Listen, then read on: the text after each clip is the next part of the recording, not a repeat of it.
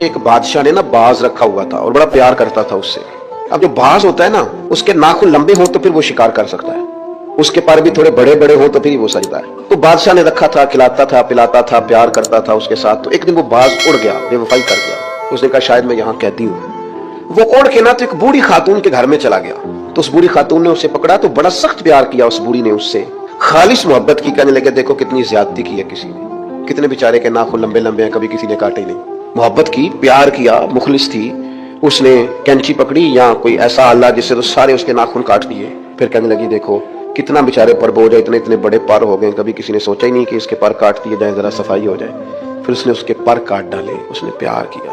کنار پہ رومی رو کے کہتے ہیں اس محبت میں پر کٹ گئے، شکار کی صلاحیت چلی گئی۔ اس نے پیار کیا لیکن وہ باز وہاں رو پڑا اور رو کے کہنے لگا ماں یہ تو نے پیار کیا، مجھے ناکارہ کر دیا، تو اڑنے والا ہوں میں، تو بیٹھ سکتا ہی نہیں، اور مجھے بے پر کر دیا تو نے۔ یہ پیار ہے، محبت، پیار، خلوص، اس میں بھی تو قابلیت اور اہلیت کی ضرورت ہے۔ عارف رومی کہتے ہیں پھر وہ وہاں رویا، رو کے کہنے لگا کاش کبھی میرا مالک مجھے مل جائے نا، اسے سلیقہ آتا تھا مجھے سنبھالنے کا، کیا کیا میرے ساتھ اتنا جبر۔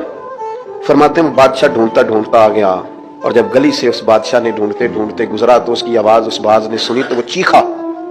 بادشاہ نے اس دروازے پہ دستک دی، اندر وہ باز تھا۔ اماں نے بلایا تو باز پھر زور سے رویا، کہنے لگا میں سمجھتا تھا کہ تو جو میرے ساتھ کر رہا ہے یہ محبت نہیں ہے، لیکن اب مجھے پتا چلا ہے کہ اس نے کی تو محبت ہی تھی، پر میرے پاڑی کاٹ ڈالے سارے۔ اس کی محبت نے میری آزادی چھین لی، اس کی محبت نے میری صحت چھین لی۔ قابلیت اور ہے، اخلاص اور محبت اور ہے، مخلص ہونا بھی بڑی بات ہے اور محبت کرنا بھی بڑی بات ہے، پر اس کے ساتھ قابلیت ہونا بھی ضروری ہے۔ اس نے پھر رو کے اپنے مالک سے فریاد کی تو اس نے کہا تو بے وفا ہے، بے وفاؤں کو اب دوبارہ نہیں لے جایا جا سکتا۔ اس نے کہا میں نے بے وفائی کی سزا بھی تو پائی ہے نا، میں بے وفا تھا تو دیکھ میری آزادی کا کیا حال ہوا ہے۔ بادشاہ نے پھر اسے معاف کر دیا اور اپنی پناہ میں لیا۔ عارف رومی لکھنے کے بعد لکھتے ہیں کسی سے محبت ضرور کرو پر اس کے پر تو نہ کاٹو، اور کسی سے محبت ضرور کرو پر اس کی آزادی تو نہ چھین لو، کسی سے محبت ضرور کرو پر اس طرح کی اس پر سواری نہ کرو کہ اس کی پرائیویسی بیچارے کی ساری ختم ہو جائے، اس کی پرائیویٹ زندگی کوئی نہ رہے۔ حضرت عبداللہ ابن سلام رضی اللہ تعالیٰ عنہ فرماتے ہیں کہ میں یہودیوں کا بہت بڑا عالم تھا۔ ملنگ شلنگ بندے مطمئن کرنے آسان ہوتے ہیں، عالم فاضل پڑھے لکھے بندے کو کسی بندے کا مطمئن کرنا، متاثر کرنا بڑا مشکل ہوتا ہے۔ آپ فرماتے ہیں میں نبی کریم علیہ السلام کی بارگاہ میں پہلے دن گیا میں بحث کے ارادے سے، مناظرے کے ارادے سے، کیونکہ یہودیوں کا عالم تھا۔ حضور اٹھنی پر تشریف فرما تھے، اور یارو محنت کر کے جو میک اپ کر کے چہرہ بنایا جاتا ہے اس کے اندر حسن تو کئی دفعہ ہوتا ہے پر جاذبیت نہیں ہوتی۔ لیکن جس پر میں نے کبھی میک اپ نہ کیا ہو لیکن وضو ذرا طریقے سے کرے روز، تو رنگ گورا نہ بھی ہو تو لوگ کئی دفعہ یہ نہیں کہتے رنگ گورا ہے، بلکہ لوگ کہتے ہیں چہرہ نورانی ہے۔ اب میں اس پر میں کچھ کلام کر سکتا ہوں کہ گورے اور نورانی چہرے میں بھی فرق ہوتا ہے۔ کچھ چہرے گورے ہوتے ہیں پر نورانی نہیں ہوتے، کچھ گورے نہیں ہوتے پر نورانی بڑے ہوتے، یہ الگ عنوان ہے۔ تو حضرت عبداللہ ابن سلام رضی اللہ تعالیٰ عنہ فرمانے لگے جب میں گیا تو حضور اٹھنی پر تشریف فرماتے، کہتے ہیں سادہ وضو، اور میں دیکھ رہا تھا کہ داڑھی مبارک میں کنگھی بھی نہیں ہوئی تھی، سرکار نے سر پہ سادہ سا امامہ باندھا تھا۔ حضور اٹھنی پر بیٹھے تھے اور جس اٹھنی پر تشریف فرماتے اس پہ کجاوا بھی کوئی نہیں تھا، لیکن کہتے دو جملے حضور کی زبان سے نکلے، دو جملے، اور میں ان جملوں کا قیدی ہو گیا۔ میرے محبوب نے فرمایا جو چاہتا ہے کہ اس کی عمر بھی زیادہ ہو، رزق میں بھی برکت ہو، آپ بھی چاہتے ہیں نا عمر بھی زیادہ ہو، رزق میں بھی برکت ہو، تو حضور فرمانے لگے اس کے لیے کرنے کا کام یہ ہے کہ اگر وہ چاہتا ہے عمر زیادہ ہو، رزق میں برکت ہو، تو اپنے رشتہ داروں کے ساتھ اچھا سلوک کرے۔ یہ حدیث حضرت اپنے انہی الفاظ کے ساتھ مشکات میں موجود ہے، لیکن وہاں حضرت عبداللہ ابن سلام رضی اللہ تعالیٰ عنہ کہتے ہیں کہ وہ کیا مٹھاس کے لفظوں میں جملے تھوڑے تھے، بات میں گہرائی بہت زیادہ تھی۔ میں آیا تھا بحث کرنے پر میں آگے بڑھا، حضور کا دست مبارک تھاما اور میں نے عرض کی یا رسول اللہ مجھے کلمہ پڑھا دے، میں مسلمان ہونا چاہتا ہوں۔ ہمارے ہاں لوگ سمجھتے ہیں کہ بہت زیادہ فلسفہ بیان کرنے والا شاید کوئی بڑا پڑھا لکھا بندہ ہوتا ہے، یہ جی نفسیات کا بڑا ماہر ہے جی، اس نے کئی ماسٹر کیے ہوئے ہیں، ایم فل کی ہے، پی ایچ ڈی کی۔ خدا کے بندے، نفسیات کا ماہر وہ ہوتا ہے جو سامنے والے کی عقل کے مطابق بات کرنا جانتا ہے، اور اگر تم کہے جی میری بات ہی بڑی مشکل ہے میں کس کو سمجھاؤں، تو آپ یہ پڑھے لکھے نہیں ہیں، آپ ابھی سمجھدار نہیں ہوئے۔ کلم الناس علی قدر عقولہم، اگر آپ پڑھے لکھے ہوتے تو لوگ آپ کی بات سمجھتے۔ میرے رسول کریم نے کبھی کوئی مشکل بات نہیں کی، کبھی کوئی فلسفہ نہیں بیان کیا، بلکہ تیری نگاہ ناز سے دونوں ہی مراد پا گئے، عقل غیاب جستجو، عشق حضور و اس طرح۔ اقبال کہتے ہیں اگر بڑا عقل مند آدمی ہوتا تھا تو حضور کی بات اس کے دل کو بھی اچھی لگتی، اور اگر کوئی عشق و مستی والا آتا تھا نا کہ میں نے مست ہو کے آنا ہے تو وہ بھی میرے نبی کی باتوں سے مست ہو جایا کرتا تھا۔ تم تیری نگاہ ناز سے دونوں مراد پا۔ تو حضور کو بات کرنے کا سلیقہ بھی بڑا شاندار آتا تھا۔ حضرت عائشہ صدیقہ رضی اللہ تعالیٰ عنہ فرماتی ہیں کہ نبی کریم صلی اللہ علیہ وسلم جب بات کرتے تھے تو اتنی دھیمی کرتے تھے، اتنی دھیرے میں کرتے تھے، میں تو چھوٹا آدمی ہوں، کسی بڑے بندے کو نصیحت بھی نہیں کر سکتا۔ ورنہ میں علماء سے تو نہیں، لیکن جو طالب علم ہیں جن کا خیال ہے کہ شاید اور میرے پاس کچھ سیکھنے آئے ہوئے ہیں مدرسے کے، تو میں ان سے کہتا ہوں کہ وہ کیا خطابت ہوئی جس میں سامنے والے کو سمجھ نہیں آئی آپ نے کیا کہا. آپ اتنے جوش میں چلے گئے، کہتا جی وہ میرا عشق بڑا جوان تھا. تو میں نے کہا آپ کا عشق زیادہ جوان تھا، رسول پاک کی سنت سے جا کے نکل گیا ہے. آپ ٹھہر ٹھہر کے بات کریں. آپ کی بات اگر سامنے والے کی سمجھ میں نہ آئی تو اس کا معنی کیا ہوا؟ اسی طرح سے ہماری نعت خوانی کا ماحول ہوتا ہے، 6 بندے نعت پڑھ رہے ہوتے ہیں، ایک اسپیکر ادھر ہوتا ہے ایک ادھر ہوتا ہے، کوئی سمجھ نہیں آتی ہے کیا کہہ رہے ہیں. اور پھر اس کے ساتھ ساتھ وہ یہ بھی مطالبہ کر رہے ہوتے ہیں کہ ہاتھ بھی کھڑے کرو جنوں جنوں عشق کے. میں کہیں جی نہیں کہی تھا، ویسے تو کہہ چلو پڑھ لیں، ورنہ اگر آپ ایسے ہی استاد بائی پاس والے بیچارے کو تو ہارٹ اٹیک ہو جائے گا ہاتھ کھڑا کرے گا تو وہ بھی عاشق رسول ہی نا. لیکن یہ قسمیں نہ ڈالیں، یہ کوئی طریقہ ہی نہیں ہے، نہ کہیں دین اس کی اجازت دیتا ہے. ہم نے تو یہ سنا ہے کہ صحابہ کہتے ہیں جب اللہ کے حبیب گفتگو کرتے تھے تو ہم یوں بیٹھتے تھے کہ ہمارے سروں پہ پرندے بیٹھے ہو، تو حرکت بھی نہیں کرتے تھے. تو بہرحال جو بات عرض کرنی ہے اس پر غور کریں. جناب عائشہ صدیقہ کہتی ہیں ٹھہر ٹھہر کے بات کرتے آہستہ. اور یہ لفظ آپ کو یاد رکھنا ہے، سیدہ عائشہ صدیقہ کہتی ہیں جب حضور گفتگو کرتے تھے نا تو اگر ہم نبی پاک کے الفاظ کو گننا چاہتے تھے تو گن بھی سکتے تھے، گننا چاہتے تو گن بھی. ایک تو آپ کی جو سادگی ہوگی وہ اصل ہوگی، ملمہ سازی سے نکلے. پہلے ہماری شادیوں پہ دلہا دلہن جاتے تھے بیوٹی پارلر، اب سارا خاندان جاتا ہے. اس میں حسن نہیں ہوتا، اس میں بے وقت ہو جاتا ہے آدمی. آپ کو جو رب کریم نے بنایا ہے اس سے زیادہ شاندار آپ کو کوئی بنا سکتا ہے؟ الذی خلقک فسواک فعدلک فی ای صورت ما شاء رکبک. اللہ فرماتے ہیں جو میں نے تیرا چہرہ بنایا نا یہ میری چاہت ہے، میں نے جیسا چاہا ہے تجھے بنایا ہے. تو مجھے تجھے وہ چہرہ پسند کیوں نہیں جو میرے رب نے بنایا ہے؟ یہ چاہت ہے. الذی خلقک، جس نے تمہیں پیدا کیا، فسواک فعدلک، پھر ہموار کیا، پھر برابر کیا. اور فی ای صورت ما شاء رکبک، جس صورت میں اس نے چاہا تجھے ترکیب کیا. تو پہلی بات. اور دوسری بات، گفتگو کریں تو ذرا تھوڑا سا نا موقع دے کسی کو. کچھ لوگ ایسے ہوتے ہیں جن کے پاس آپ بیٹھے ہیں تو بس وہی بولیں گے، آپ نہیں بول سکتے. اب وہی بات کریں، گفتگو کریں، معنی خیز کریں. اتنی باتیں نہ کریں کہ پھر آپ رہ جائیں. کم بات کریں اور جتنی کریں وہ وزنی کریں تاکہ آپ کی بات کا ایک خاص حجم ہو، ایک وقار ہو. اللہ کے محبوب بات کرتے تو اس بات کے اندر وزن ہوتا، وقار ہوتا. ہمارے صاحب رحمۃ اللہ علیہ ہمیں اکثر حکم دیتے تھے تقریر تھوڑی کرنا، نعت کے 2-3 شعر پڑھنا. تو میں نے ایک دن عرض کی حضور کیوں؟ فرمانے لگے اللہ رسول کی بات کو بے وقت نہ کر دینا کہ لوگ سننا نہ چاہیں اور تم جبرن سناؤ. فرمایا رنگ اس طرح کا ہونا چاہیے کہ لوگوں میں دلچسپی ابھی ہو اور بات ختم ہو جائے. اس کو بے وقت کر دینا کہ زبردستی آپ. تو اچھی گفتگو کریں، معنی خیز سنیں. ایک حدیث پاک حضرت ابو بردہ رضی اللہ تعالیٰ، ایک صحابی ہیں، البدایہ والنہایہ میں روایت آپ کو ملے گی. وہ کہتے ہیں میرا اپنی بیوی سے اختلاف ہو گیا. بیوی سے جب بندہ راضی ہوتا ہے تو بڑا راضی ہوتا ہے. پھر وہ کہتا ہے کہ جیسی میری ہے ویسی کسی کی بھی نہیں. اور جب ہوتا ہے نا ناراض تو پھر وہ منگنی سے کہانی شروع کرتا ہے. جب میری منگنی ہوئی تھی تو تیرے چاچے نے مجھے گورا تھا. اور پھر وہ دن جب رکھے تھے اس دن جو کام ہوا تھا اس کا بھی اختلاف تو ہو گیا. اور جب آپ کسی سے ناراض ہوتے ہیں پھر اس کی خامیاں ساری سامنے آ جاتی ہیں. پھر وہ کہتا ہے شادی والے دن تیرے ابے نے صحیح سلوک نہیں کیا، پھر مجھے کپڑے دیے تھے جو پہننے والے تو نہیں نا، تو میری اماں. اب اختلاف ہو گیا. اب ہم کیا کرتے ہیں؟ جو قریب والے لوگ ہوتے ہیں وہ اس پر تھوڑا تیل اور ڈالتے ہیں. وہ کہتے ہیں نہیں تین مجھے پتہ ہی نہیں، مجھے تین بڑی گلاں پتہ ہی نہیں. تو پھر شادی تو 15 دن بعد سعودی عرب ٹر گیا سا، ساڑھے کو سن کہانیاں ہم تمہیں بتاتے تاکہ دوائی اور اترے. اس طرح نہ کریں. آپ ایک آدھ بات کہہ کے چلے جاتے ہیں، ان بیچاروں نے اکٹھے رہنا ہوتا ہے، ان کی زندگی دوزخ بنی رہتی ہے. ان کو قریب کریں. اللہ کے رسول تو کسی کا نکاح کرتے تھے تو میاں بیوی کے درمیان محبت کی دعا فرماتے تھے. تو وہ صحابی آئے تو اپنی بیوی سے ناراض تھے تو انہوں نے بات شروع کر دی، کہنے لگے یہ بھی کرتی ہے، یہ بھی کرتی ہے، یہ بھی کرتی ہے، یہ بھی غلطی ہے، یہ بھی غلطی ہے، یہ بھی کوتاہی ہے. بڑی باتیں سنائیں.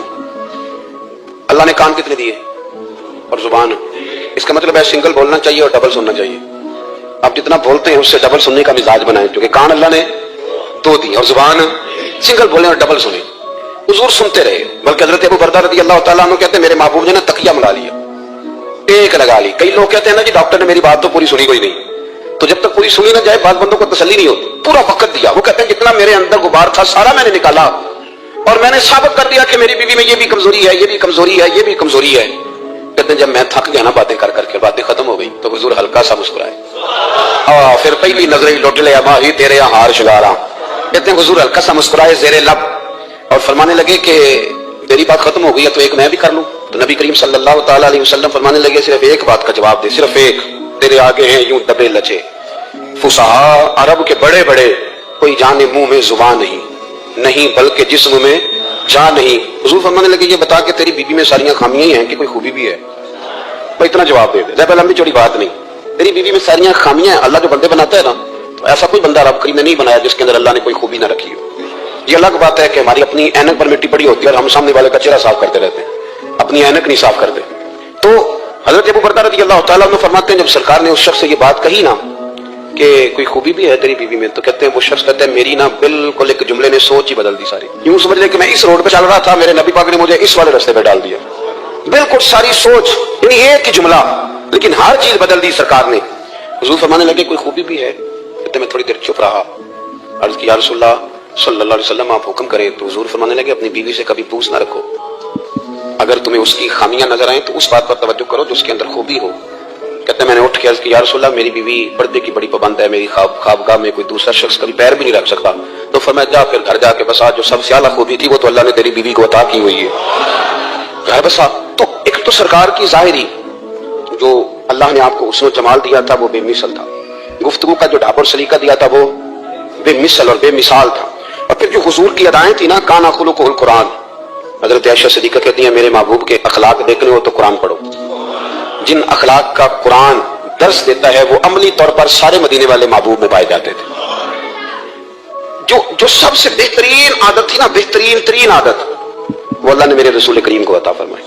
ہمارا نا اب ایک مزاج بن گیا ہے، ہمارے بعض لوگ بڑے فخر سے بتاتے ہیں کہ یہ مسواک سنت ہے، اب تو سائنس بھی مان گئی ہے کہ مسواک کریں گے تو آپ کے وجود کے اندر جو منہ میں فالتو مادے ہوں گے جراثیم وہ مر جائیں گے، اب سائنس بھی مان گئی ہے۔ مجھے کبھی کبھی اس لفظ سے بڑی تکلیف ہوتی ہے، میں کہتا ہوں کہ سائنس اگر نہ مانے تو ہمیں کوئی اس پہ فرق پڑتا ہے؟ نہ مانے سائنس، ہمیں کیا لینا دینا سائنس سے؟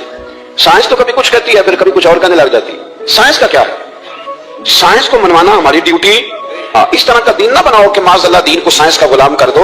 سائنس کل بھی رسول اللہ کی غلام تھی، آج بھی میرے نبی پاک کی غلام ہے۔ تو حضور کی جتنی ادائیں ہیں، جتنی، ایک کدو شریف ہے، حضور نے کدو استعمال فرمایا ہے۔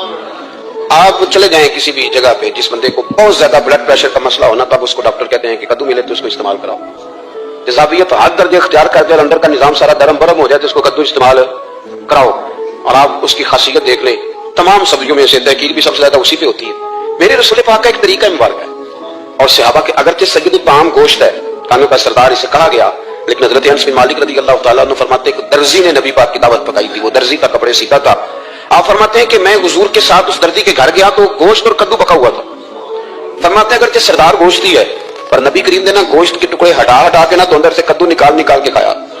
حضرت انس بن مالک کہتے ہیں مجھے کدو پسند نہیں تھا، میں نے کبھی نہیں کھایا تھا، گھر میں ہوتا تو میں جھگڑا کرتا، پر آج حضور کی رغبت دیکھی نا تو کل نہیں پسند تھا، پر ابھی مجھے کدو بڑا پسند ہو گیا، مجھے کدو شریف سے پیار ہو گیا۔ جو اعلیٰ ترین چیزیں تھیں وہ نبی پاک نے استعمال فرمائی، اعلیٰ ترین۔ زیتون کی افادیت کبھی کم ہوئی ہے 1400 سالوں میں؟ کبھی کسی نے کہا ہو کہ زیتون استعمال نہ کرو؟ کبھی اس کی افادیت میں، یہ امامہ میرے نبی پاک کی سنت ہے، سارے پڑھیے صلی اللہ ہو، حضور کی سنت ہے نا یہ۔ کبھی کوئی بندہ ایسا آپ کو ملا ہو کہ اس نے امامہ باندھا ہو تو کسی نے کہا رہنے دے یار تینوں سونا نہیں لگتا، بندے سارے سونے سے نہیں نہ ہوندے، میری بات کی سمجھ آ رہی ہے؟ لیکن امامہ کبھی آپ کو ملے گا ہی نہیں۔ اس بندے کے مزاج کے ساتھ یہ فٹ، یا اس کے چہرے کے ساتھ یہ فٹ، اینک آپ لے لیں بازار سے، چھوٹی بھی ملتی ہے بڑی بھی ملتی ہے، کچھ لوگوں کے چہرے پہ کچھ چیزیں نہیں سیٹ ہوتی، فٹ نہیں ہوتی، لیکن یہ سرکار کی چونکہ سنت ہے، اور اس کا اعزاز یہ ہے کہ نبی پاک نے فرمایا جمعے والے دن امامہ باندھ کے آیا کرو، جمعے والے دن امامہ باندھ کے آیا کرو۔ تو لوگ جمعے والے دن امامہ باندھ کے آتے ہیں، اللہ کے فرشتے ان پر درود بھیجتے ہیں، لیکن امامہ شریف ہونا چاہیے، اپنی مرضی کا رومال نہ باندھ لیں، کم از کم 3.5 گز ہو، ٹوپی کے اوپر باندھا گیا ہو، اپنی مرضی کا طریقہ نہیں اختیار کریں، وہ جو شریعت نے حدود بیان کی ہیں اس کے مطابق چلیں۔ میری بات کی سمجھ آ رہی ہے؟ تو جو بات میں نے چھیڑی ہے وہ یہ ہے کہ اللہ کے محبوب رب کریم کی دلیل ہے، جتنا کائنات کے اندر حسن کوئی بندہ تلاش کرنا چاہے گا وہ مجبور ہو جائے گا اور اسے دروازہ رسول پہ جانا ہی پڑے، اسے نبی پاک کے دروازے پر اسے جانا پڑے۔ ہم کوشش بڑی کرتی ہیں سونے لگنے کی، بڑے بڑے لوگ روپ دھارتے ہیں بیچارے، بڑا کچھ کرتے ہیں، لیکن آپ کو لوگ سونا کہیں گے، نورانی نہیں کہیں گے، مجھے بڑی کر لیں، داڑھی روز بنائیں بے شک، لیکن فطرت داڑھی ہے، حسن ناراض ہو گیا، اور داڑھی بڑی سمجھدار ہے، کبھی عورت کے منہ پہ نہیں آتی مرد کے منہ پہ، مرد کے منہ پہ داڑھی آتی۔ چلے میں کوئی بات نہیں کرتا ورنہ میں تو حنفی ہوں، میرے امام صاحب تو اس بندے کی گواہی قبول نہیں کرتے جس نے داڑھی نہ رکھی، وہ کہتے ہیں اس کی شہادت کچہری میں قابل قبول نہیں ہے، وہ تو قبول نہیں کرتے اس کی شہادت کو بھی۔ اب چلیں عوام سے ڈرتے ڈرتے کئی دفعہ کچھ باتیں نہیں بتائی جاتی پر باتیں ہیں تو صحیح نا۔ ایک بندے نے داڑھی منڈائی تھی تو جناب عمر نے مدینے سے بھی نکال دیا تھا، ان سانو کانے کوئی کہہ گیا کہ چنگی طرح نیک ہوے گا تو رکھی تے روٹی ادھر کھائی گا جتنا چنگی طرح نیک ہو جائے گا، اس سے پہلے کیوں کھاتے ہو؟ یہ قسم اٹھاؤ کہ پیسے اس دن پکڑنے ہاتھ میں جلدی چنگی طرح نیک ہونا ہے۔ کچھ لوگ کہتے ہیں میں اندر سے ٹھیک نہیں، تو اندر سے ٹھیک ہونا تیری ڈیوٹی نہیں، ظاہر ٹھیک کرنا تیری ڈیوٹی ہے، باطن تو رب کریم اپنی رحمت سے درست فرمایا کرتا ہے، تو جو تیرے ذمہ لگایا اللہ نے وہ تو کرنا، جو تیرے اللہ نے ظاہری صورت سے ہوتا کیا ہے، سنو کیا ہوتا ہے۔ مولانا رومی نے لکھا ہے حضرت موسیٰ علیہ السلام کے زمانے مبارکہ میں ایک شخص تھا، تو حضرت موسیٰ علیہ السلام کی نقلیں اتارتا تھا، آپ کی طرح لمبا کرتا پہنتا تھا، ہاتھ میں چھڑی پکڑتا تھا، تھوڑا غصے سے بولتا تھا، معاذ اللہ نقل اتارتا تھا۔ جناب موسیٰ کلیم اللہ علیہ السلام کی قوم کا جب غلبہ ہوا تو انہوں نے نکال دیا اس کو، تو نقلیں اتارتا ہے، وہ نکل گیا۔ शहर से बाहर निकाल दिया। हजरत मूसा कलीम कहते हैं मैं एक दिन कोहे तूर पे गया हुआ था, तो रब करीम ने मुझसे फरमाया कि फलां जगह फलां दरख्त के नीचे मेरा एक दोस्त इंतकाल कर गया है, उसे उठाइए, गुस्ल दीजिए, कफन दीजिए, जो उस दौर का तरीका था, तदफीन कर दे। हजरत कलीम अलैहिस्सलाम फरमाते हैं मैं अपने हवारियों समेत पहुंचा, जब बंदे का चेहरा देखा तो हैरान हो गया, ये तो नकलें उतारने वाला है, तो नकलें उतारने वाला है। पर अल्लाह के नबी रब करीम के हुक्म के आगे लाए तो अल्लाह नहीं करते, ये नहीं कहते कि मेरी अकल में नहीं आ रहा। उठाया, गुस्ल दिया, कफन दिया, तदफीन कर दी उसको। जब दफन हो गया, हजरत मूसा अलैहिस्सलाम को तूर पे हाजिर खिदमत हुए और बारगाह आली मर्तबत में अर्ज करने के मालिक तू बेनियाज है, चारा सवाल तो नहीं, पर अपनी तसल्ली के लिए मालिक ये फरमाइए कि वो तो नकलें उतारता था। रब करीम ने फरमाया मूसा बात यही है, पर मैंने उसे ना मरते वक्त ईमान नसीब कर दी, वो आपका कलमा पढ़ के दुनिया से गया है और तौबा करके गया है, तो मालिक इतनी करम नवाजी क्यों हुई? तो रब करीम ने फरमाया मूसा जब वो तेरी तरह बन सवर के निकलता था ना, तेरी अदाएं अपनाता था, तो मुझे प्यारा ही बड़ा लगता था, तो प्यारा लगता था। यारो देखो ना, तिरमिज़ी शरीफ में हदीस है, मेरे रसूल पाक अलैहिस्सलाम ने फरमाया मेरा उम्मती जब सफेद दाढ़ी लेके कब्र में जाएगा ना, दाढ़ी और वो भी सफेद, तो रब फरिश्तों से फरमाएगा इसे अजाब ना देना, ये मेरे महबूब की सुन्नत सफेद दाढ़ी लेके आ गए, मुझे शर्म आती है इसे अजाब देते। आप बात को समझे कि ये हुजूर की सुन्नत का एजाज जो अल्लाह की बारगाह में, रब के हुजूर जो सुन्नत का एजाज इसलिए कि कायनात में सबसे आला तरीन जो काम था वो किया ही मेरे मुस्तफा करीम ने, आला तरीन अमल नबी पाक, आला तरीन, और तरीका मुबारक में हुस्न और जाज़बियत। और आप अंदाजा कर लें, हम लोग पटरी से उतर जाते हैं, मर्जी करते हैं, हमारा मिजाज है, इतना मर्जी को कहे कि अल्कोहल वाली खुशबू इस्तेमाल ना करें, और हम कोई ना कोई दलील निकाल के ले ही आते हैं, लेकिन खुशबू इस दौर में भी इतनी बिकती है जिसकी याद नहीं, और लोग अपनी अपनी जरूरत के लिए उसको इस्तेमाल है। इन 1400 सालों में, 1450 सालों में एक दफा भी ऐसा नहीं हुआ कि ये कारोबार कहीं ठंडा हुआ हो। हरम शरीफ अल्लाह आपको ले जाए तो मस्जिद नबी में सोने की दुकान के साथ खुशबू वाली दुकान होती है, यानी इतना महंगा कारोबार है कि जितना किराया सोने की दुकान वाला दे रहा है उतना ही खुशबू की दुकान वाला दे रहा है, इतना महंगा ये कारोबार है। एक दिन भी इस काम की अहमियत कम नहीं हुई। और रसूल करीम ने क्या फरमाया, सहाबा कहते हैं 3 चीजों से कभी मना नहीं करते थे, कोई तकिया देता था तो कबूल करते थे, कोई बंदा अगर हुजूर को दूध पेश करता था तो नबी पाक कबूल करते थे, और अगर कोई शख्स हुजूर को खुशबू देता ना तो हुजूर जल्दी कबूल फरमाते थे। मिजाज तो जो आला तरीन चीजें थी उनको मेरे रसूल करीम सल्लल्लाहु अलैहि वसल्लम ने किया, हमें करके दिखाया। हमारा जाहिरी हुलिया, आज भी अहले अरब लंबा कुर्ता पहनते हैं, आप लंबा कुर्ता पहन लें, हया के ज्यादा करीब है। खुला लिबास हुजूर पसंद करते थे, ये शर्म हया के ज्यादा करीब है, इसके अंदर इंसान का पर्दा ज्यादा है। वो सारी आला किस्म की सिफात जिनसे एक आदमी मुत्तसिफ हो सकता है और अपने आप को सजा सकता है, अपने मामलात को ठीक कर सकता है, वो सारी रसूल पाक ने हमें अता फरमाई। एक हुजूर का तरीका मुबारक था कि सामने वाले जितने लोग हुजूर के राय में रहते थे उनका ख्याल करते थे। हम तो ख्याल रखवाते हैं ना अपना, कि सारे मिलकर मेरी इज्जत नहीं करता, तू मेरी, तो मैं कहता हूं कि ये तो यहाँ अपनी इज्जत की भीख मांगी है, या आपने लड़ाई करके इज्जत ली है। ऐसा ना करें, आप इज्जत देनी शुरू कर दें, अल्लाह आपको सुकून अता कर दे, आप एहसास करें दूसरों का। हुजूर ना शिद्दत के साथ, ये आला सुन्नत है मेरे नबी पाक की सल्लल्लाहु, सारे पढ़िए दुरूद शरीफ सल्लल्लाहु, ये आला सुन्नत। आप देखें ना बुखारी मुस्लिम में मौजूद है, हुजूर फरमाते हैं मेरा दिल चाहता है मैं लंबी नमाज पढ़ाऊं, लंबी नमाज पढ़ाऊं, दिल मेरा चाहता है, लेकिन फरमाया जब मैं देखता हूं ना कि पीछे बच्चे भी खड़े हैं, बूढ़े भी खड़े हैं, बीमार भी खड़े हैं, तो वह हुजूर फरमाने लगे मैं बंदों का एहसास करके रब की नमाज छोटी कर देता हूं, मैं मुख्तसर पढ़ाता हूं। और मुस्नद इमाम अहमद बिन हंबल में हदीस के लफ्ज हैं कि अगर कोई नबी पाक का इंतजार कर रहा होता था तो नमाज मुख्तसर पढ़ते थे और उसको फारिग करके भी लंबी नमाज पढ़ते। ऐसा नहीं कि अब आए 4-5 लोग तो उनको पता चल जाए कि हजरत जी बड़ी तगड़ी नमाज पढ़ते हैं, बड़े सूफी साफी आदमी, ये नहीं, बल्कि नमाज है, बल्कि मुस्नद इमाम अहमद बिन हंबल में तो वो खूबसूरत हदीस मौजूद है। सैयदना बिलाल हबशी रज़ियल्लाहु ताला अन्हु फरमाते हैं कि मैंने असर की नमाज के लिए इकामत पढ़ दी थी, हुजूर मुसल्ला इमामत पर तशरीफ ले गए, एक यहूदी का गुलाम आया और उसने आके अर्ज की या रसूल अल्लाह मैं बड़ी मुश्किल में हूं, अगर आप चलें तो मेरा मसला हल हो सकता है, मेरा मसला हल हो जाएगा। तो हुजूर के एहसास की शिद्दत का ये हाल था कि नबी करीम ने नमाजियों से फरमाया तुम बैठ जाओ, मैं पहले इसका काम करके आता हूं। खुदा के बंदे तो हैं हजारों, बनू में फिरते हैं मारे मारे, मैं उसका बंदा बनूंगा जिसको खुदा के बंदों से प्यार। एहसास की शिद्दत ये हुजूर की सुन्नत है, और बहुत ज्यादा ख्याल रखना दूसरे का, ये मेरे नबी पाक का तरीका है। दूसरों को सोचना, दूसरों के लिए बात करना, दूसरों के लिए दुआएं करना, उनके एहसासात का ख्याल रखना।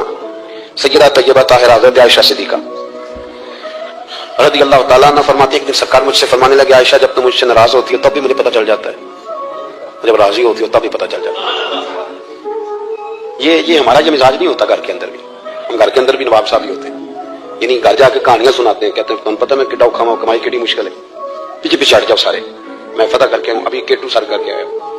एक बच्चा पानी लेके खड़ा हो जाए, दूसरा दूध का गिलास लाए, बेगम साहब फटाफट आइए, ऐसे नहीं करें।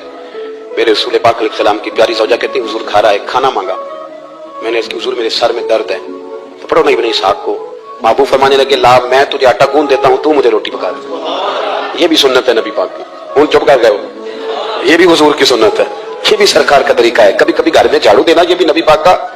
हुजूर काम में हाथ बढ़ाते थे ना अज़वाज का, ये वाली सुन्नत किस दिन अदा कर दी। एक दिन मैंने जुम्मे में ये बात की तो एक बच्चा मुझे कहने लगा हज़रत साहब ये सुन्नत अदा से कर लीजिए, पर साढ़े फिर भी तो समझाओ ना। हंसना नहीं थी मस्जिद में ऊंचा। कहने लगे वो बेगम साहब एक दिन बीमार थी और सख्त बीमार थी, तो मैंने चाय का कप बना दिया, अल्लाह बेचारी मुझे रोज बना के दे दी है, तो मैंने बना दिया। अब्बा जी कहते पुत्र उड़ाए दी आस्ता ना खराब कर ले। तो अब आप तो सुन्नत कुछ और बयान कर रहे हैं, मैं तुम शुरू करो ना ताकि तुम्हारे बच्चे ना ये सवाल करन कि आज तुम कर रहे हो। तो उसमें भी कोई हिकमत होगी। बुजुर्ग अगर को बात करते हैं तो भी कोई इतनी बुरी नहीं होती, उसके अंदर भी कोई ना कोई हिकमत होती है। लेकिन अपने घरों के माहौल में खूबसूरती लाएं, ये स्टेटस नहीं अहले इस्लाम का। बात समेटने की तरफ आ रहा हूं। हजरत आयशा सिद्दीक़ा रज़ियल्लाहु ताला अन्हा फरमाती, हुजूर फरमाने लगे कि जब तुम राजी होती हो तब भी मुझे पता चल जाता है, और जब नाराज होती हो तब भी।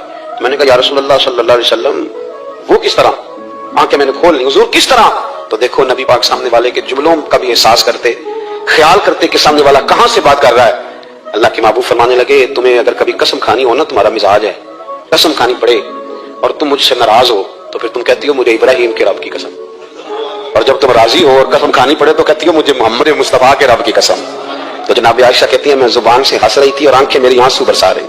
मैंने कहा महबूबा इतना ख्याल करते, यहां तक आपको एहसास, यहां तक पता होता है, यहां तक मेरे रसूल करीम अलैहिस्सलाम लोगों का एहसास करते, ख्याल करते, शौक पैदा करते, वारफ्तगी होती। कई दफा हुजूर फर्ज नमाज पढ़ के घर चले जाते, थोड़ी देर के बाद आते मस्जिद में नमाज पढ़ लेते। कई दफा काजी एजाज मालिकी रहमतुल्लाह अलैह इसको लिखने के बाद इसकी शरह में फरमाते हैं असल बात ये थी कि हुजूर जब तक मस्जिद में रहते थे सियाबाद बन बैठे रहते थे, तो हुजूर फरमाते मैं जाऊंगा नहीं तो ये भी नहीं जाएंगे। तो सरकार घर तशरीफ ले जाते ताकि लोग अपने अपने काम में लगे और फिर हुजूर वापस आ जाए। एक तो अपनी जाहिरी वज़ाकता में सादगी लाएं। हमारी बहुत सारी मुश्किलात की असल वजह यह है कि तकल्लुफ बड़ा बढ़ गया, बड़ा तकल्लुफ बढ़ गया। हम कोशिश करते हैं दूसरों के बराबर जाने की, हमें क्या जरूरत पड़ी है दुनिया से मुकाबला करने। हमने तो अल्लाह रसूल की रजा के अंदर अंदर रहना है। और दुनिया में सबसे बेहतरीन शख्स वो है जिसके पास माल तो है पर लालच कोई नहीं।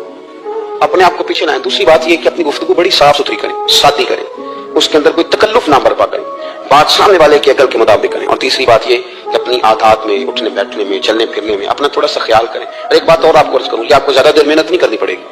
अगर थोड़ा सा वक्त आप अपने आप को दे देना, इकबाल कहते हैं अपने मन में डूब कर बाजा सुरागे जिंदगी, चल तू अगर मेरा नहीं बनता ना बन, अपना तो बन, अपना तो बन। थोड़ा अपने ऊपर भी तो मेहनत कर ले कि सारी जिंदगी दूसरों की इस्लाह करते रहना। दोस्त कोशिश करें अपनी आदत पे 2, 4, 5 हफ्ते के लिए मेहनत करें ताकि आदतें समझ जाएं, ताकि तरीक़तें बदल जाएं। एक हदीस पढ़ता हूं और अपनी बात को समेटता हूं। मेरे रसूल करीम सल्लल्लाहु ताला अलैहि वालिहि वसल्लम ने फरमाया कि अगर अल्लाह अखलाक को चेहरा देता ना, ये जो आदत होती हैं, और आदत से मुराद सिर्फ मीठा बोलना नहीं बल्कि लालच ना करना भी खुल्क है, थोड़े पे राजी रहना भी खुल्क है, सच बोलना भी खुल्क है, गीबत से बचना भी असल अखलाक ये है।